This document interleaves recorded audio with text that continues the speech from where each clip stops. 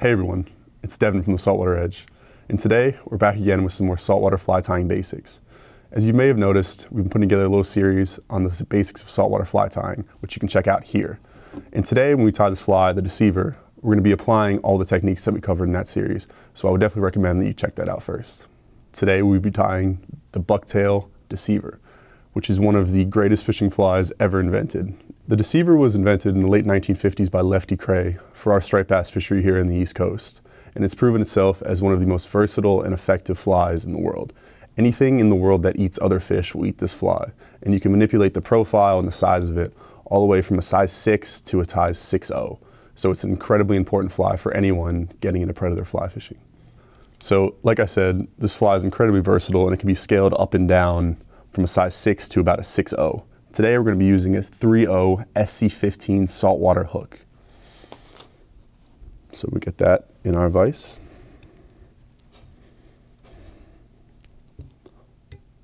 Securely in our vise. Now we'll start our thread. Really any thread 140 denier or greater, or even monofilament works great for this pattern. I'm using 210 denier thread. So we'll start our thread in the back half of the hook shank and cut the excess. And before I tie in my hackle tails, I like to add a little bit of bucktail as it gives it some volume and it prevents those tails from just getting slicked back when they're in the water. So for our bucktail, I'm using some Saltwater Edge premium white bucktail.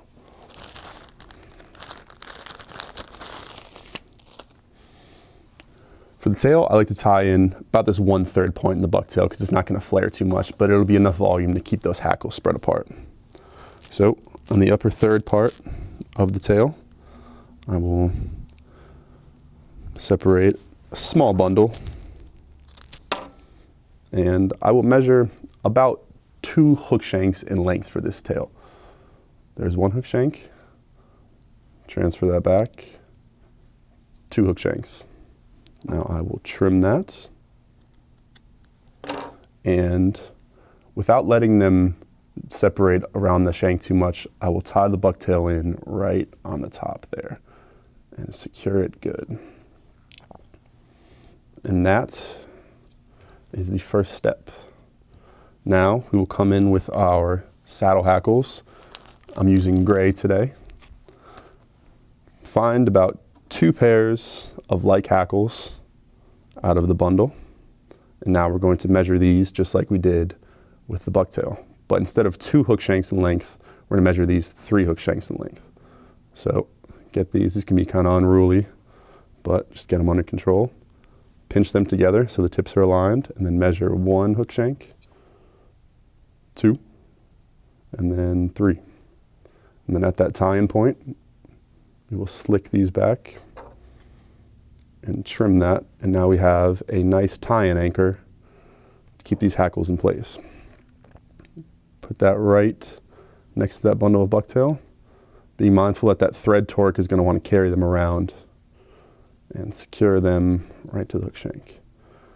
And you can kind of drive yourself crazy trying to get these perfectly aligned, but it really doesn't matter. As long as they're back there, they're going to provide all the movement that you need, and they're going to give you a good profile. And now that we have those tied in, we can just match these right to the ones that we already measured, which will speed up our process a bit. Same process. Trim it to get that tie-in anchor. Now we're going to turn our vise and position them 180 degrees from the first pair. And now we have our Deceiver tail. And at this point, it's a good idea to add some flash. Flashaboo works. Really anything that you're comfortable with will work in this. I'm very partial to lateral scale. This is the 1/69th inch version of this for all my saltwater patterns. So I will take about 3 strands of this. I think a lot of people overflash their patterns, so I'm going to go for about 3 or 4 strands. Keeping in mind that we're going to double it over. That's something that's very important when you're tying in any synthetics, especially for saltwater, is you want to double them over as much as you can because it'll prevent them from pulling out and it'll make a much more durable fly. So what I'm going to do here is I'm going to take this flash and bend it around my thread at the midpoint so I can secure it easily. It's 1/2, Then I will tighten my vise a little bit. Now I will take half of these and distribute them on the far side and secure them there. Now our tail is completed. We'll clean that up a bit, and I will add some water-based head cement just for durability. Something that's very important when you're saltwater fly fishing is that if you're on a good bite, you don't want your flies to start falling apart on you. So UV resin, super glue, whatever you like, use it pretty liberally. And now for this next part, we're going to add some flash. I like to use pearl diamond braid, but you can also use Bill's body braid as well. It's kind of a classic material, but really anything you're comfortable with to add some flash to the shank. Cut off about, I don't know, 5 or 6 inches. Clean up that end and fasten it right in front of your tail. Clean that up. And now work your thread towards the front in touching wraps. And you want to leave about an eye length of bare hook shank right there. And that'll help you from crowding your eye in the end. And now we're just going to wrap this around. If you have a rotary vise, you can use it, but not really necessary. Just make nice wraps, even wraps, till you get right up to where your thread is, and that's our marker. Now I'm going to take this and twist it around the thread, pull my thread up to capture it, and give 2 good wraps right there. And I'll pull this up and trim it, leaving just a bit of a tag end for security. And clean that up.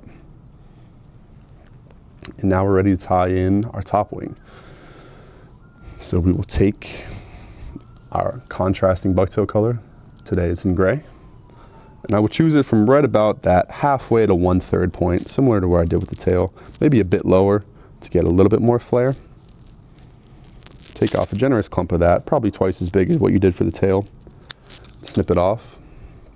Now the cool thing about the Deceiver is this versatility like I talked about earlier. And with that, a big way to manipulate the profile of this is just how you distribute this bucktail.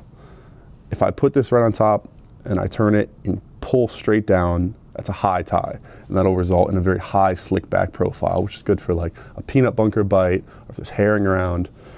Or I can let these bucktail fibers rather, distribute themselves around the hook shank, and it'll be more of a conical shape. And that's up to you, your local forage, but it's such an easy fly to tie, it's definitely worth having a few in your box with different profiles. So for this bucktail, I like to have it about halfway down the length of the hackles. If it's too far, it's gonna inhibit the movement of the hackles. If it's too short, it's not gonna look right. So I think that halfway point is about what I like. So we'll strip out the shorts and measure to about that halfway point, which is right there. Trim off the excess.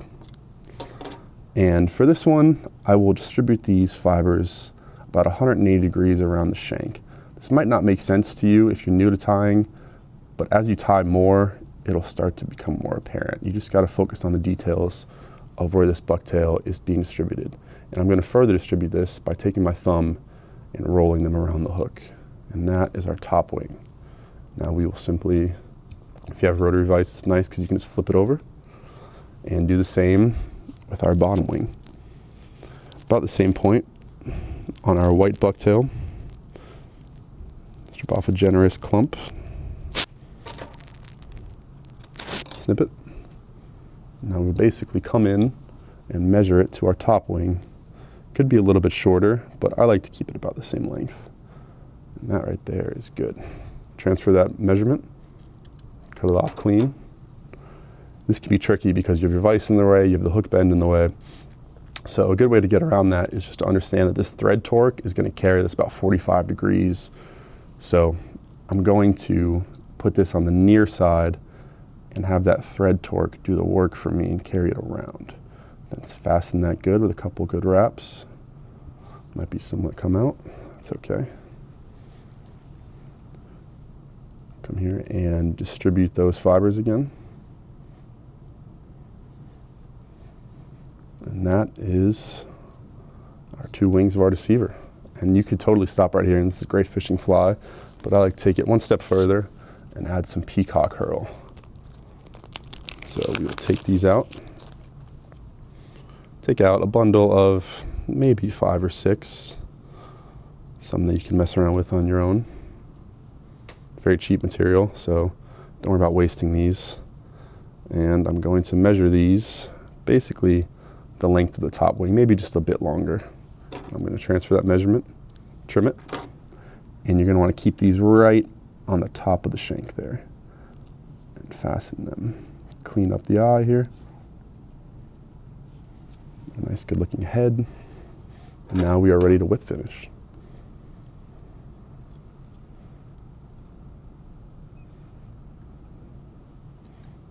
And that is your completed basic saltwater deceiver. Don't forget to add your favorite head cement, which I will do right now. And this is an unbelievable fishing fly. Like I said earlier, any fish in the world that eats other fish will readily eat this fly. So it's something that you absolutely must have in your fly box. And it's a great tool in any saltwater fly tyer's arsenal.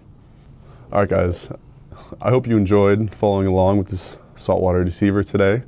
If you have any questions about saltwater fly tying, don't hesitate to give us a call or an email at the Saltwater Edge. And make sure you follow Devin Donahue Fishing on Instagram to learn more about saltwater fly tying and fly fishing.